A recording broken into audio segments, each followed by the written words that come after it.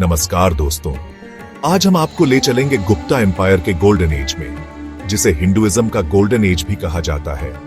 यह वो टाइम था जब इंडिया ने आर्ट, साइंस, लिटरेचर और आर्किटेक्चर में बहुत प्रोग्रेस की। इस टाइम के रूलर्स ने न सिर्फ बहुत बड़ा एम्पायर बनाया, बल्कि नॉलेज और कल्चर के ऐसे सीड्स बोए जो आज भी हमें इंस्पायर करते हैं। आज हम इस वीडियो में गुप्ता एम्पायर के हिस्ट्री, उनके रूलर्स और उनकी अचीवमेंट्स के बारे में डिटेल में जानेंगे। तो आइए हिस्ट्री के पेजेस को पलटें और गुप्ता एम्पायर के ग्लोरियस टाइम में खो जाएं। दोस्तों, क्या आपने कभी इलाहाबाद के आयरन पिलर के बारे में सुना है? यह पिलर न सिर्फ गुप्ता पीरियड के मेटल साइंस का कमाल है, बल्कि समुद्रगुप्ता के रूल की कहानी भी कहता है।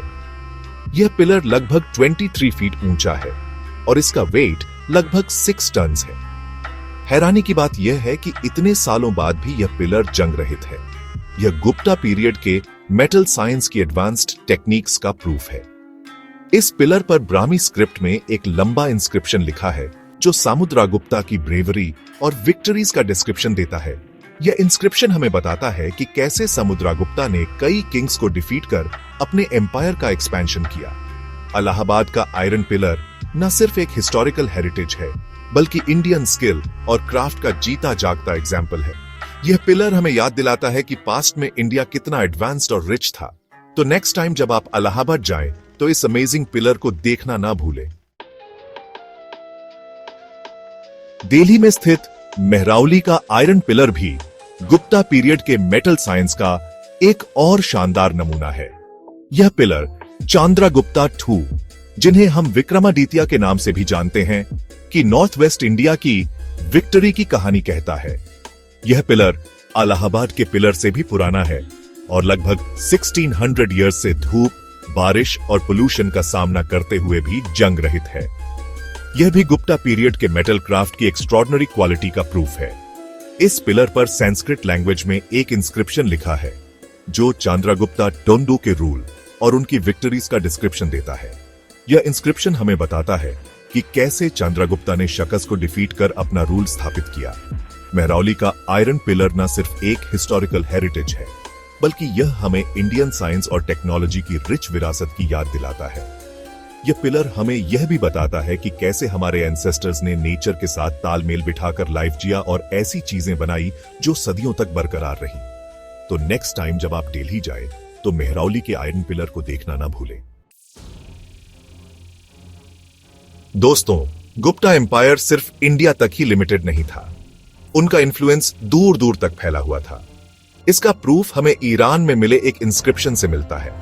यह इंस्क्रिप्शन हमें बताता है कि Gupta emperors सासानिड emperor Shapur II के साथ फ्रेंडली रिलेशंस रखते थे। इस इंस्क्रिप्शन में गुप्ता रूलर्स को सन्स ऑफ गॉड्स कहा गया है, जो उनकी डिवाइन इमेज को दर्शाता है। यह इंस्क्रिप्शन गुप्ता एम्पायर की इंटरनेशनल रेप्यूटेशन का प्रूफ है। यह हमें बताता है कि गुप्ता रूलर्स न सिर्फ पावरफुल वॉरियर्स थे, बल्कि क्लेवर पॉलिटिशियंस भी थे। उन्होंने अपनी डिप्लोमैटिक स्किल्स से फॉरेन पावर्स के साथ फ्रेंडली रिलेशंस बनाए, जिससे उनके एम्पायर को पीस और प्रॉस्पेरिटी मिली।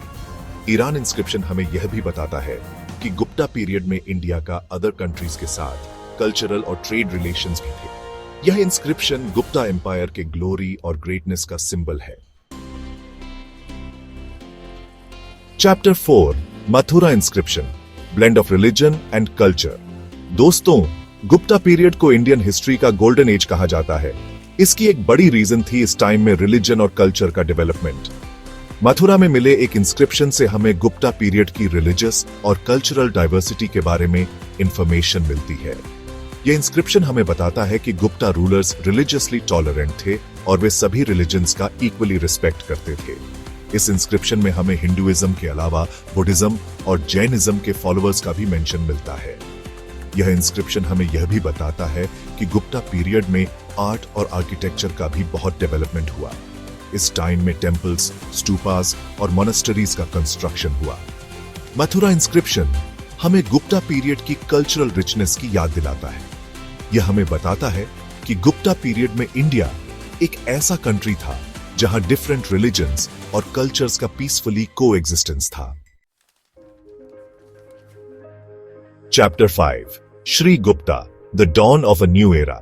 दोस्तों, हर ग्रेट स्टोरी की एक शुरुआत होती है। गुप्ता एम्पायर की शुरुआत की कहानी भी बहुत इंटरेस्टिंग है। इस एम्पायर की फाउंडेशन श्री गुप्ता ने रखी थी। 3rd सेंचुरी के एंड में जब इंडिया पॉलिटिकल इंस्टेबिलिटी से स्ट्रगल कर रहा था, तब श्री गुप्ता ने एक छोटे से स्टेट के रूप में गुप्ता डायनेस्टी की स्थापना की। श्री गुप्ता एक ब्रेव और एम्बिशियस रूलर थे। उन्होंने अपनी इंटेलिजेंस और स्किल से अपने स्टेट का एक्सपेंशन किया और महाराजा की टाइटल धारण की।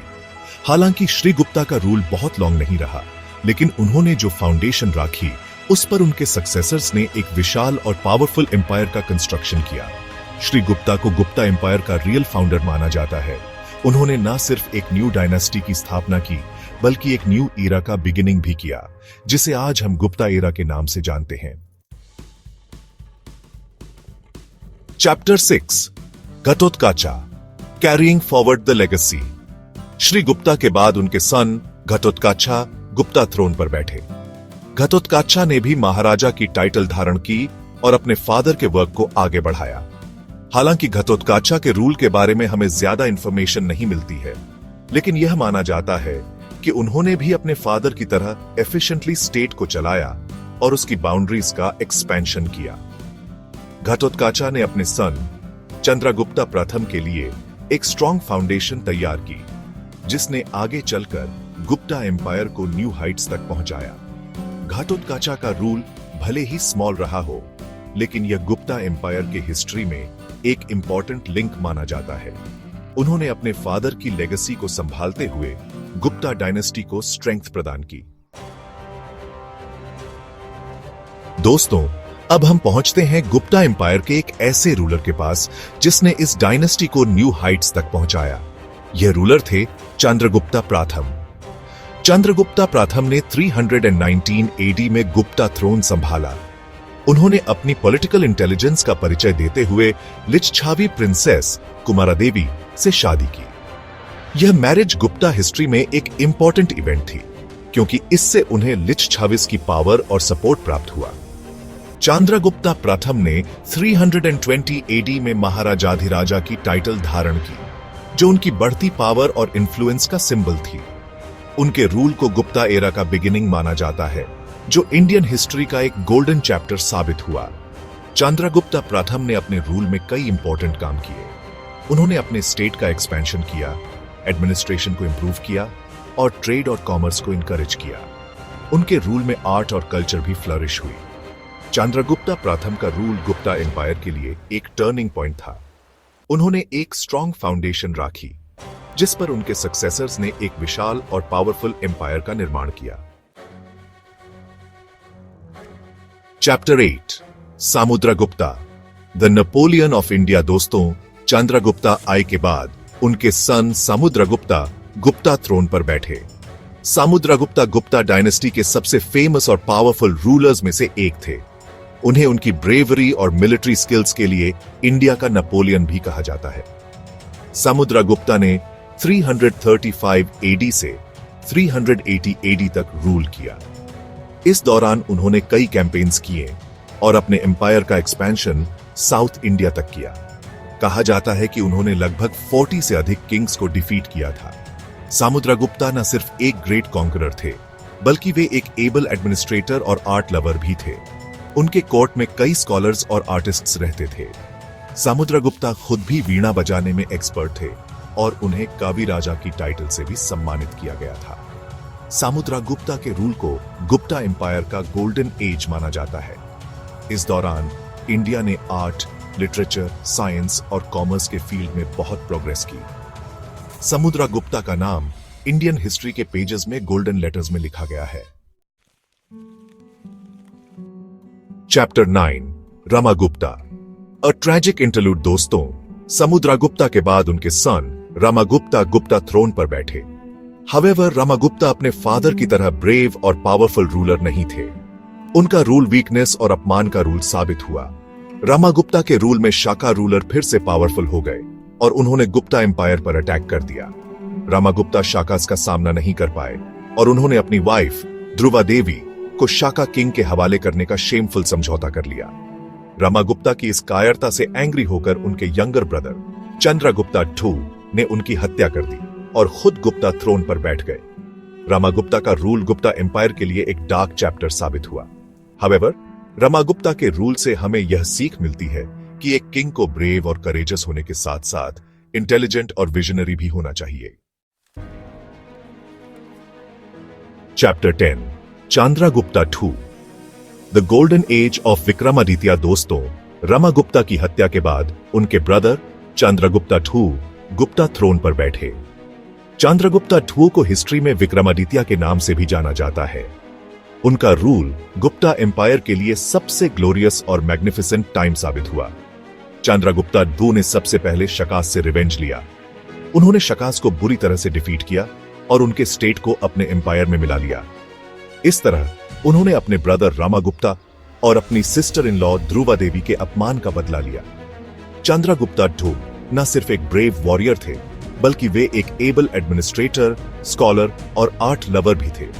उनके कोर्ट में नवरत्नस रहते थे, जिनमें कालिदासा, अमरसिम्हा, धन्वंतारी और वरारुचि जैसे ग्रेट स्कॉलर्स शामिल थे। चंद्रगुप्ता II के रूल में आर्ट, लिटरेचर, साइंस और कॉमर्स सभी एरियाज में बहुत प्रोग्रेस हुई।